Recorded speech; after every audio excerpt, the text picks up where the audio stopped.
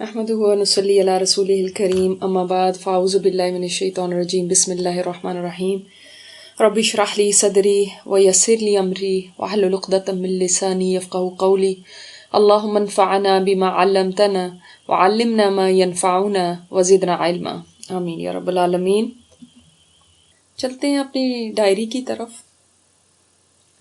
آج ہم اس کے 8th پارٹ دیکھیں گے۔ آج صبح سے مجھے بہت زیادہ درد ہو رہا ہے، میری طبیعت بالکل اچھی نہیں ہے، مجھے پین کلر بھی لگایا گیا مگر کچھ دیر کے لیے تھوڑا سا فرق پڑتا ہے، پھر وہی حالت ہو جاتی ہے۔ درد سے جب بہت بے چین ہوتی ہوں تو سوچتی ہوں یہ درد اتنا تکلیف دہ ہے تو آخرت کے درد کا کیا حال ہوگا۔ یہاں تو آ کر نرس مجھے کچھ نہ کچھ پین کو دور کرنے کے لیے دے دیتی ہے، وہاں پہ کون سا پین کلر ہوگا جو مجھے لگایا جائے گا۔ قبر کا درد کتنا برا ہوگا، یہ سوچتے ہی اس درد کا احساس کچھ کم ہو جاتا ہے، ایک تسلی سی ہو جاتی ہے کہ اگر اس درد سے میرے آخرت کے درد میں کہیں کمی ہو سکتی ہے تو میں سمجھوں گی کہ پھر بھی میں فائدے میں ہی رہی۔ آج میں سارا دن سے اپنے بیگ سے چیزیں نکال کے چیک کر رہی ہوں۔ آپ سوچ رہے ہوں گے وہ کون سا بیگ ہے؟ اور دراصل میرے اعمال کا بیگ ہے۔ میں اپنے ذہن میں، اپنی سوچوں میں ایک ایک عمل کو اس بیگ سے نکالتی ہوں، جانچتی ہوں، پرکھتی ہوں، پھر سائڈ پہ رکھتی ہوں۔ سوچ رہی تھی آگے جا کے بھی تو چیکنگ کروانی ہے تو کیوں نہ پہلے خود تو دیکھ لوں میں نے اس میں کیا کیا جمع کیا ہوا ہے۔ میں نے سب سے پہلے اپنی نماز بیگ سے نکالی تو وہ تھی تو پوری مگر اس کی حالت اس قدر بری تھی، میں نے اس کو الٹ پلٹ کے دیکھا، بالکل جیسے میں کسی کو گفٹ دینے لگتی تھی تو ہمیشہ چیز کو الٹ پلٹ کر کے ضرور دیکھتی تھی کہ کسی کے ہاں لے جانے کی قابل بھی ہے یا نہیں۔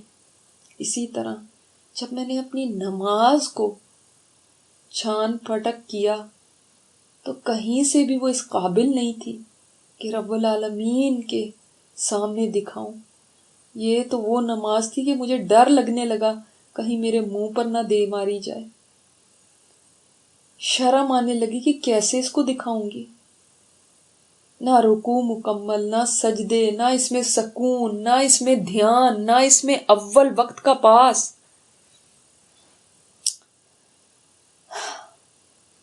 اس قسم کا تحفہ تو ہم انسانوں کو بھی نہیں دیتے، اور میں اللہ تعالیٰ کے آگے لے جانا چاہ رہی ہوں۔ میں کیسے کہوں گی کہ میں یہ لے کر آئی ہوں؟ اب میں کیا کروں؟ میں کتنی دیر تک سوچ میں پڑی رہی، کس طرح فکس کروں؟ یہ نمازیں تو اب فکس نہیں ہو سکتی۔ اتنا سوچنے کے باوجود کچھ حل مجھے سمجھ نہیں آیا۔ پھر میں نے اپنا روزہ نکالا تو روزے بھی میرے کئی مس ہوئے تھے، کہیں پریگننسی کے روزے، کہیں سال بھر کے چھوٹے ہوئے روزے جو رکھے ہی نہیں، ہر سال کے پتہ نہیں کتنے جمع ہو گئے، اور کئی اس سے پہلے ینگ ایج میں پڑھائی کے دوران جو چھوٹ گئے تھے۔ جب سے قرآن کلاس میں جانے لگی سمجھ تو آ گئی تھی کہ مجھے یہ روزے رکھنے ہیں، مگر ہر رمضان میں سوچتی تھی بس رمضان ختم ہو جائے تو پھر رکھوں گی، لیکن پورا سال گزر جاتا اور مجھے توفیق نہیں ملتی تھی۔ اب کیا کروں؟ کیا صورت نکالوں اس کو فکس کرنے کی؟ اب تو میں روزے رکھنے کے قابل بھی نہیں رہی، میری حالت اجازت نہیں دیتی۔ کوئی فدیہ دے دوں، مگر فدیہ تو اس کے لیے نہیں ہے، لیکن یہی بیسٹ ہے جو میں کر سکتی ہوں. پھر میں نے اپنے فرض زکوٰۃ کو نکالا. ہاں دیتی تو تھی مگر کیلکولیٹ کبھی نہیں کرتی تھی، بس کچھ اندازے سے ہی دے دیا کرتی تھی. میں نے کبھی ایک ایک ڈالر کا حساب نہیں کیا تھا، اپنے زیوروں کا حساب نہیں کیا تھا. اب پتہ نہیں وہ پوری تھی بھی یا نہیں، کہیں کم تو نہیں تھی. اب سمجھ نہیں آ رہا اس کا کیا کروں، کتنی دوں، کتنی کمی تھی. سال ہا سال گزر گئے، اب کہاں مجھے یاد ہے. اور جب شادی ہوئی تھی تو اس کے بعد تو یہ احساس ہی نہیں تھا کہ زکوٰۃ بھی دینی ہے، نہ کسی نے سمجھایا تھا. ہم بھی شادیوں پر ہر طرح کا طوفان اٹھاتے ہیں، مگر کبھی کسی کو یہ توفیق نہیں ہوتی کہ وہ بچوں کو یہ سمجھا دیں کہ اب یہ زیور تمہارا ہے، اب آئندہ اس کی زکوٰۃ تمہارے اوپر ہے، تم نے دینی ہے. چند سال تو بغیر زکوٰۃ دیے ہی گزر گئے. اس کے بعد دینی شروع کی جب کسی نے بتایا. اللہ، مگر کیا کروں کہ یہ سب کوتاہیاں جو مجھ سے ہوئیں، اب میں ان کو کیسے پورا کروں، میں ان کو کیسے ان کا حساب لگاؤں گی، کیسے دیکھوں گی میرے ذمے کیا کچھ ہے ادا کرنا. اب تو میرے پاس وقت بہت کم رہ گیا، میرا ذہن اتنا کنفیوز ہے.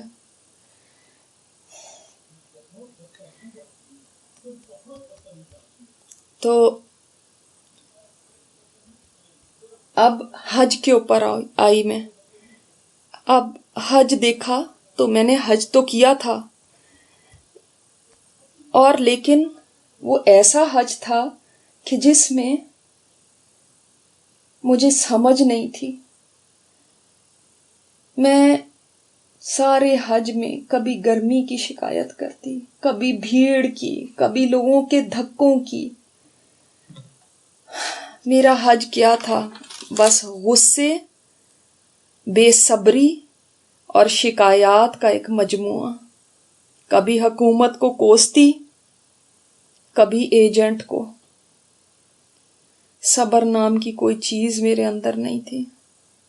سارا وقت میں نے اپنی زبان نہیں روکی، کبھی ایک بات پر شکایت کی، کبھی دوسری پر. اور تو اور اپنے شوہر سے بھی لڑ پڑی، ان کو بھی کچھ کہہ دیا غصے میں. احرام میں جہاں لڑائی منع تھی یہ بھی کر بیٹھی. اب پتہ نہیں اس حج کی قبولیت بھی ہوگی یا نہیں. اب تو میں دوبارہ حج بھی نہیں کر سکتی.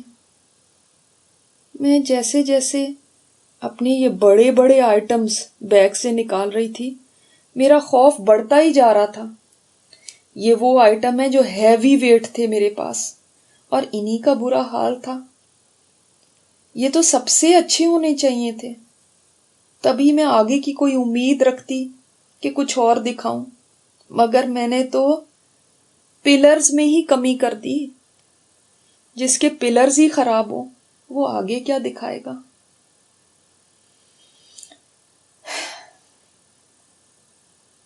میرے اندر سے آواز آئی، تمہیں اب یاد آیا یہ سب؟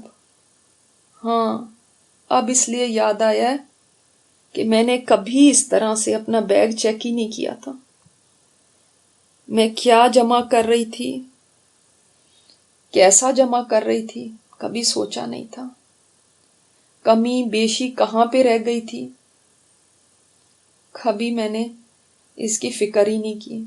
اور اب فلائٹ تیار کھڑی ہے، اب کیسے میں اس کمی کو پورا کروں. ایسا نہیں تھا کہ میں بالکل دین سے دور تھی. میرے پاس نماز بھی ہے، روزہ بھی ہے، زکوٰۃ بھی ہے، حج بھی ہے. انہی سب چیزوں پر تو مجھے بڑا مان تھا، میں ان کو بہت بڑا سمجھا کرتی تھی. مگر ایک بھی ڈھنگ کا نہیں ہے، کتنی ساری کمیاں ان میں.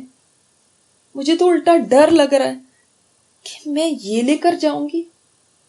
دنیا میں جب سفر کرنا ہوتا تھا تو میں اتنی پرٹیکولر تھی، کہ اس سامان میں ذرا 1 پاؤنڈ بھی نہ بڑھے.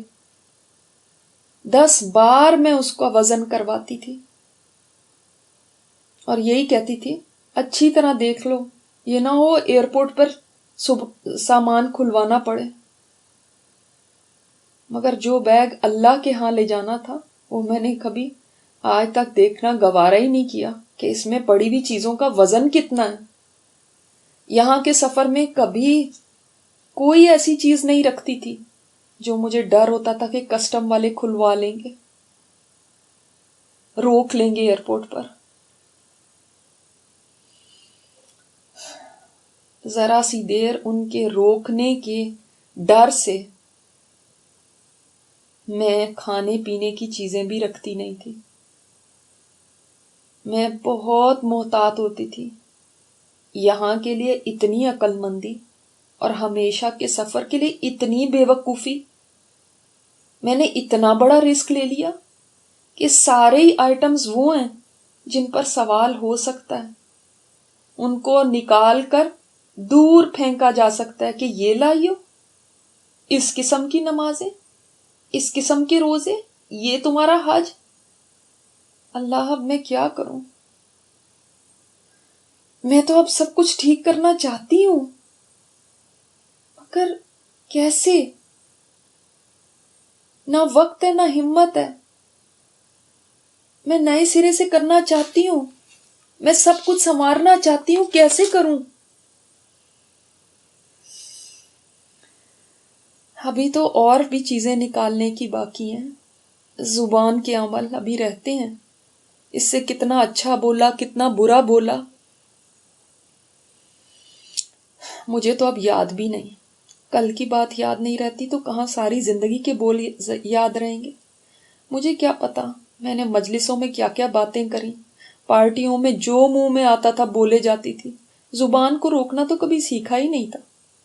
کبھی اس کو کچھ کہہ دیتی، کبھی اس سے کوئی مذاق کر لیتی، جو منہ میں آتا بولتی. یہ وہ باکس ہے، یہ وہ ڈبہ ہے جو لاک ہے، اور اس کا لاک اللہ کے ہاں جا کر کھلے گا، کیونکہ میں نہیں جانتی کہ اس میں نے کیا کیا جمع کیا ہوا ہے.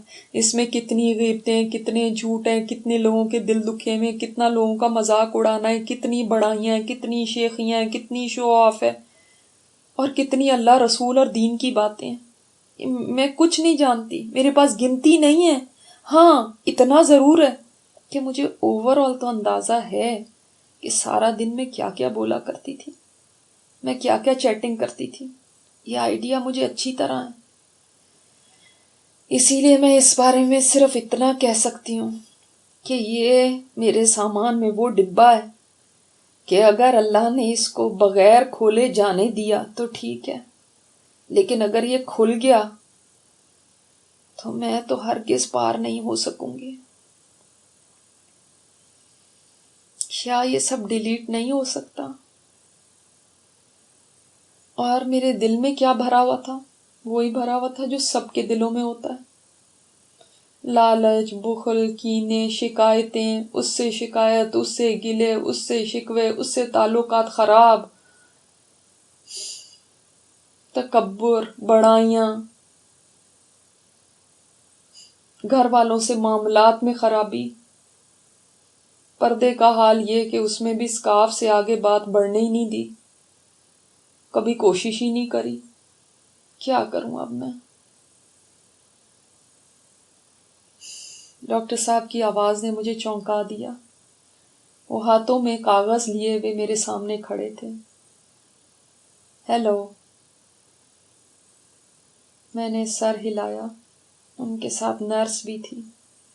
انہوں نے بڑی عزت سے مجھے مخاطب کر کے کہا، آئی ایم سوری، آپ کی رپورٹس کچھ اچھی نہیں آئی، آپ کے پاس زیادہ ٹائم نہیں ہے. یہاں پر ڈاکٹر اسی طرح سب صاف صاف بتا دیتے ہیں. ڈاکٹر صاحب کی اس بات کے اوپر مجھے کوئی خاص پریشانی نہیں ہوئی، کوئی بجلیاں میرے اوپر نہیں گری، نہ میرے ہوش گم ہوئے، نہ میں سن ہو گئی. شاید یہ بات مجھے کوئی سال پہلے کہتا تو میں چیخ اٹھتی، ایک طوفان کھڑا کر دیتی، مگر پتہ نہیں میرے اندر صبر آ گیا یا یہ میرے لیے کوئی نئی بات نہیں ہے۔ میں نے اپنی پوری ہمت جمع کر کے پوچھا کتنا ٹائم ہوگا میرے پاس۔ وہ کچھ سوچ کے کہنے لگے شاید چند دن یا میکسیمم چند ہفتے۔ میں نے ہولے سے کہا اوکے۔ وہ پھر کہنے لگے آئی ایم سوری، ہم نے اپنی بیسٹ کوشش کی لیکن ہمارے ہاتھ میں کچھ نہیں ہے۔ ہاں واقعی صحیح تو کہتے ہیں، ان کے ہاتھ میں کہاں کچھ ہے۔ وہ جن کی طرف ہم دیکھتے ہیں شفا کے لیے، زندگی کے لیے، وہ خود کتنے بے بس ہوتے ہیں، اور ہم زندگی بھر اپنا بھروسہ انہی پر رکھتے ہیں کہ یہ ہوں گے تو سب اچھا ہو جائے گا۔ ڈاکٹر گڈ بائی کہہ کے کمرے سے نکل گیا اور میں سوچوں میں چلی گئی۔ میری ساری فکریں کہاں گئیں؟ جو بچوں کی تھیں، جو گھر کی تھیں، جو پیسوں کی تھیں۔ مجھے تو ان فکروں میں پڑ جانا چاہیے تھا، مگر یہ تو کچھ الٹ ہی ہو گیا۔ مجھے تو اب کوئی ایسی فکر نہیں ہے۔ اگر فکر ہے تو یہ ہے کہ میں اصحاب الیمین میں سے ہوں گی یا اصحاب الشمال سے، دائیں ہاتھ والوں میں سے ہوں گی یا بائیں ہاتھ والوں میں سے۔ سابقون سے ہونا تو ناممکن ہی تھا۔ میرے بیگ میں کیا ہے مجھے اب اس کی فکر پڑی ہوئی ہے۔ میں نے جلدی جلدی گویا اپنے بیگ کو خالی کرنا شروع کر دیا۔ ڈاکٹر کی اس بات کے بعد یہ عمل اور بھی تیز کر دیا۔ کیا دکھاؤں کیا دکھاؤں کیا دکھاؤں، میرا ذہن تیزی سے دوڑ رہا تھا، جیسے ڈھونڈ رہا ہے کوئی چیز، کہیں کچھ مل جائے، ایسے جیسے میرے سر پر کسی نے پستول رکھا ہو اور کہہ رہا ہو نکالو اپنی قیمتی چیزیں، اور میں سٹپٹاہٹ میں چیزیں گرا رہی ہوں، کانپ رہی ہوں، کیا نکالوں؟ جانے کا وقت آنے لگا ہے، میرے پاس کیا ہے؟ ہاں یاد آیا، وہ کلاسیں ہیں، وہ قرآن کے لیے وقت نکالنا ہے، مگر وہ تو بہت ہی واجبی سا تھا، نام کا تھا، صرف بہت ہی کم۔ جو نکالا اس میں بھی حق ادا نہ کیا، اور اس کے بعد تو مصروفیت کا بہانہ کر کے پلٹ کے گئی ہی نہیں۔ میں زندگی بھر بیئر منیمم پر چلی ہوں، تھوڑا سا نیک عمل کر کے بھی سوچتی تھی بس کافی تو ہے، اور فوراً مقابلے کرنے لگتی اپنے ارد گرد کے لوگوں سے، دیکھو میں اس سے تو بہتر ہوں، اور فلاں تو یہ بھی نہیں کرتی۔ آج دیکھیں وہی عمل جو مجھے ہیوی ویٹ لگا کرتے تھے، بہت بڑے لگتے تھے، جن پر میں بڑا فخر کیا کرتی تھی کہ میں ان کاموں میں دوسروں سے بہتر ہوں، اچانک وہ اتنے ہلکے ہو گئے ہیں، اتنے کم ہو گئے ہیں، اور ان میں کوئی جان بھی نہیں، بہت کمزور سے ہیں۔ کیا یہ مجھے پار لگا سکیں گے؟ میں جتنا اپنا بیگ ٹٹولتی جا رہی ہوں اتنا ہی میرا ذہن الجھتا جا رہا ہے۔ جو عمل اٹھاتی ہوں اس میں کمیاں، یہ چیریٹی، یہ ڈونیشن، ہاں یہ ہے میرے پاس، مگر کیا یہ کافی ہے؟ میں نے تو سنا تھا، قرآن میں دیکھا تھا کہ اگلے مرحلے بہت مشکل ہیں، موت کے مرحلے سے مجھے ابھی گزرنا ہے، ابھی تو میرے پاس قبر کا مرحلہ ہے، ابھی تو حساب کتاب ہے، ابھی تو حشر ہے، ابھی میزان ہے، ابھی پل صراط ہے۔ کیا یہ اتنے سے ڈونیشن سب مرحلوں سے مجھے پار کروا دے گا؟ اور اس کے ساتھ کہیں میرا کیا ہوا اسراف رکھ دیا گیا تو وہ اسراف ان صدقوں کو بھی پل ڈاؤن کر لے گا۔ ایک طرف صدقہ اور دوسری طرف میری فضول خرچیاں، کہیں یہ میرے صدقے کو نہ لے ڈوبے۔ میں اب نکالوں تو کیا نکالوں؟ بہت ڈھونڈنے کی کوشش کریں، کچھ مل نہیں رہا۔ اللہ میں اب کیا کروں؟ درد سے میرا جسم پھٹا جا رہا تھا اور سوچیں تھیں کہ مجھے پاگل کر رہی تھی. اب میں کہاں جاؤں؟ دل چاہ رہا تھا زور زور سے چیخوں، ہیلپ ہیلپ ہیلپ. کوئی ہے جو مجھے زندگی کی تھوڑی سی مہلت خرید کر دے دے؟ پلیز کوئی ہے جو صحت کے چند دن صرف ادھاری دے دے؟ کوئی ہے جو عافیت کی چند گھڑیاں میرے اوپر صدقہ کر دے؟ آنسو میری آنکھوں سے رواں تھے اور تکیے کو بھگو رہے تھے. مجھے زندگی کی تھوڑی سی مہلت چاہیے، اور یہ کسی فن کے لیے نہیں چاہیے، کسی پارٹینگ کے لیے نہیں چاہیے. الماری میں پڑے ہوئے کپڑے جو برانڈ نیو تھے ان کو پہننے کے لیے نہیں چاہیے، نہ شاپنگ کے لیے چاہیے.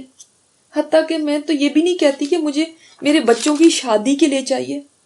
مجھے صرف اس لیے چاہیے کہ میں کچھ کر لوں جس سے آگے کے مرحلے آسان ہو جائیں، میں وہ پار کر جاؤں. میں جلدی جلدی کچھ سمیٹ لوں گی، میں زیادہ وقت نہیں لوں گی، مگر مجھے چند دن مل جائیں،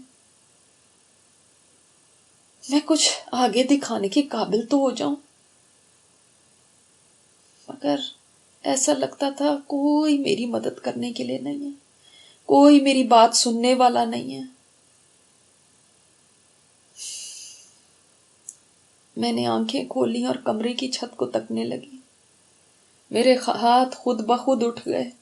اے اللہ، میں لٹی ہوئی مسافر ہوں جس کے پاس مانگنے کے لیے کشکول بھی نہیں ہے، جو خود ہی سر سے پیر تک کشکول ہے. میں اس قابل نہیں ہوں کہ کچھ اپنی صفائی میں کہہ سکوں. میرے پاس دینے کو کوئی ایکسکیوز بھی بچا نہیں ہے. اگر تو پوچھے کہ دنیا کی بڑی ڈگری لے کر اتنی بڑی حماقت کی تو نے کہ ہمیشہ کی زندگی کو داؤ پہ لگا دیا، کچھ بھی جمع نہیں کیا، بھولی ہوئی تھی کیا اس کو؟ تو میرے پاس کوئی جواب نہیں ہے.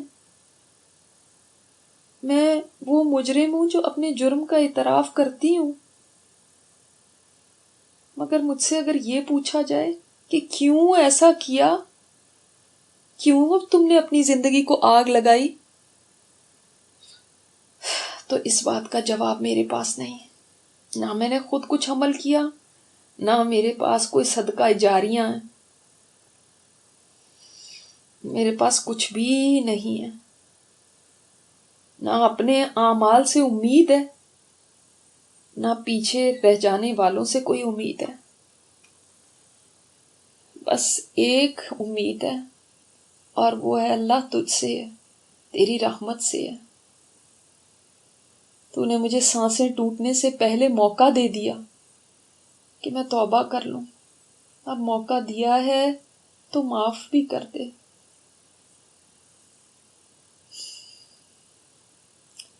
میرا کوئی آسرا نہیں ہے، ایک تو ہی آسرا ہے. تو مجھے مایوس نہ کرنا. میری ہچکیاں تھیں کہ جیسے پورے کمرے میں گونج رہی تھیں. اے اللہ، میرا ساتھ دینے والا کوئی نہیں، میں بالکل اکیلی ہو گئی ہوں، اور سوائے پچھتاووں کے میرے پاس کچھ نہیں ہے، سوائے آنسوؤں کے کوئی چیز نہیں. نہ میرے پاس کوئی صفائیاں ہیں پیش کرنے کے لیے، نہ کوئی دلائل ہے، نہ کوئی وکیل ہے، نہ کوئی سفارشی ہے.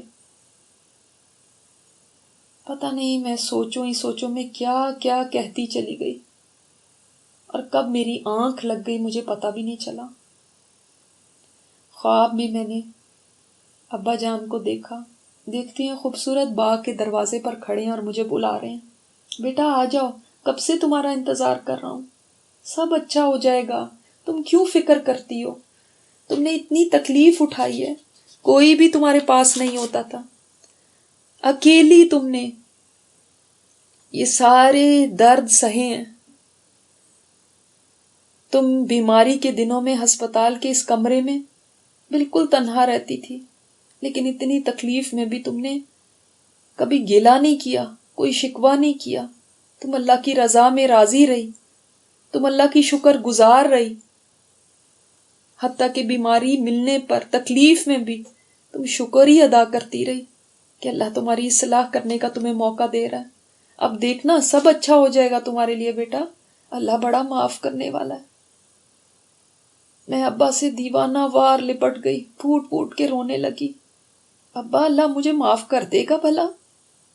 میں تو بہت سیاکار ہوں، وہ مجھے بخش دے گا نا؟ ابا میں نے واقعی بہت غلط کیا، مجھے نہیں کرنا چاہیے تھا، میں نے یہ کیا کر دیا؟ میں ابا کے کندھے سے لگ کر خوب رونے لگی. ابا میرے سر پر ہاتھ پھیرتے جا رہے تھے اور کہتے جا رہے تھے کیوں فکر کرتی ہو، اللہ بڑا مہربان ہے، وہ تو چاہے تو پل بھر میں زندگی بھر کی سیاکاری کو معاف کر سکتا ہے، وہ سب کچھ مٹا سکتا ہے. تم نے سچی توبہ کی ہے نا، پھر اللہ پہ بھروسہ کرو، وہ اتنا سخی ہے کہ چاہے تو تمہارے سارے گناہ نیکیوں میں بدل ڈالے. میں نے چونک کے جلدی سے اپنا سر اٹھایا اور ابا کی طرف مسکینی سے دیکھتے ہوئے کہا، اچھا ابا میرے ساتھ کیا ایسا ہو سکتا ہے؟ میری آنکھوں میں اتنی امید تھی. میں نے پھر جلدی سے کہا، ابا کیا واقعی ایسا ہو سکتا ہے؟ ہاں ہاں بیٹا، اللہ جو چاہے کرے، اس سے کسی نے پوچھنا تھوڑا ہی ہے. اچھا ابا، ہاں آپ صحیح تو کہتے ہیں. میرا اتنا کہنا تھا کہ درد کی شدت سے میری آنکھ کھل گئی اور مجھے یوں لگ رہا تھا میرا سارا جسم جیسے کسی نے آگ پہ رکھا ہوا ہو. یہ تھی آج کی قسط. انشاءاللہ تعالیٰ کل اس کا لاسٹ ایپیسوڈ ہوگا، مگر سوچنے کی بات ہم سب کے لیے اس میں یہ ہے کہ ہم دیکھیں